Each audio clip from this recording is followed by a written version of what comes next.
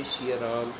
आज मैं फिर से अपने ये विधर्मियों का खंडन कर रहा हूँ अपने प्रमाणों के साथ, सारे सबूतों के साथ। उनमें से प्रमुख विधर्मी हैं रामपाली, नंबर 2 ब्रह्मा कुमारी, आर्य समाजी और स्कूल वाले। ये सब हमारे सनातन का विरोध करते हैं और हमारे इष्ट देवों को जी भर भर के गालियाँ देती हैं, तो उनका मैं खंडन करता हूँ। अब मैं सबूतों के साथ इनका खंडन कर रहा हूँ। तो देखिए, कबीर मुसलमान होने के 8 प्रमाण हैं मेरे पास 8 प्रमाण है। कबीर मुसलमान था। कबीर साहब ने अपने को जुल्हा कहा। काशी में एक जुल्हा रहता था, भक्ति करता था और इसका जन्म हुआ 1575 में हुआ। उसके मरने के 17 यानी 1645 में बाद यह कहा गया था। जीवन चरित्र डॉक्टर राम कुमार वर्मा ने इनका संपादित किया है। कबीर ने एक दम से क्लियर लिखा है, मुसलमान हमारी जाति है। आनंददास जी ने भी क्लियर कर दिया, माला पाऊँ कैसी भांति, कलमा न्यूजा और नमाजा। कबीर एक खोज में ये साफ लिखा हुआ है। कबीर और रामानंद सच की तलाश ये किताबें हैं इनकी। संत कबीर डाटा। नीरू नीमा कबीर के असली माता पिता थे। कपड़ा बुनने वाले छोटी जाति के थे और यहाँ उस वक्त 2 ही धंधे हुआ करते थे, कपड़ा बुनने का जो जुल्हा लोग करते थे, मुसलमान थे जुल्हा। दूसरा चमड़े का काम होता था, उसी की कटोरी थाली चम्मच बनाए जाते थे। यह साफ इनकी किताब में लिखा है कबीर पंथ ने।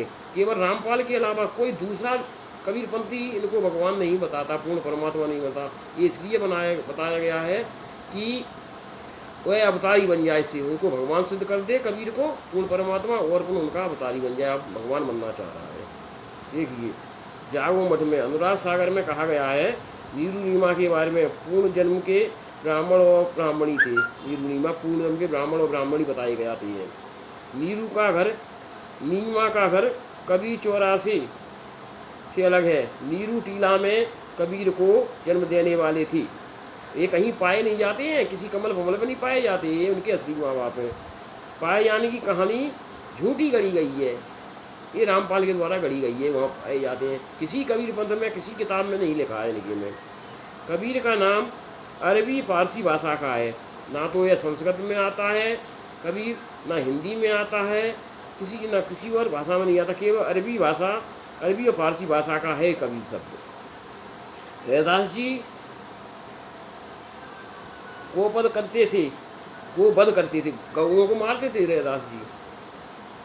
तो कबीर के वंश के बाप कबीर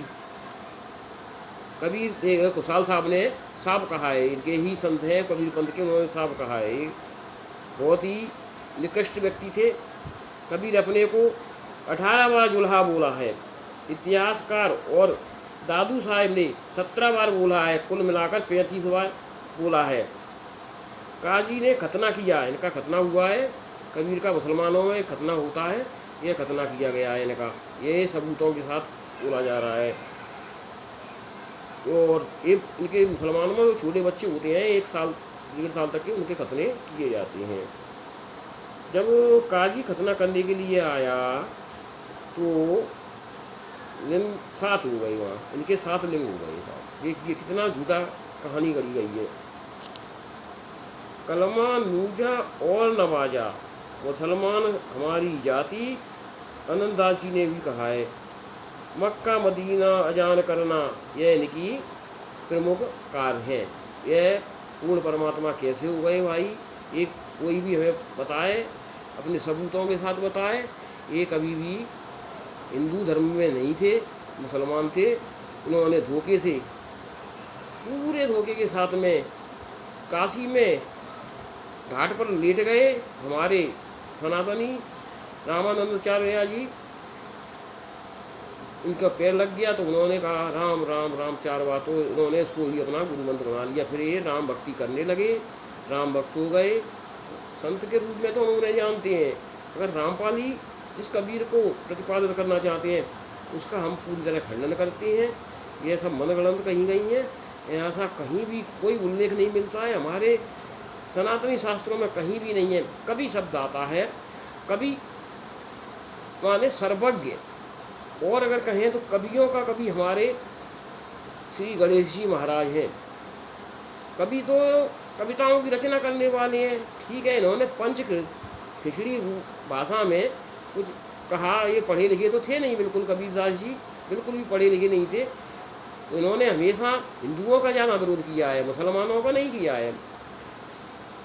जब इन्होंने रामानंदाचार्य द्वारा हमारे छल कपट पूर्वक इन्होंने गुरदक्षा ले ली उनसे, तो फिर ये कुछ हिंदुओं का भी काम करने लगे, राम की भक्ति करने लगे।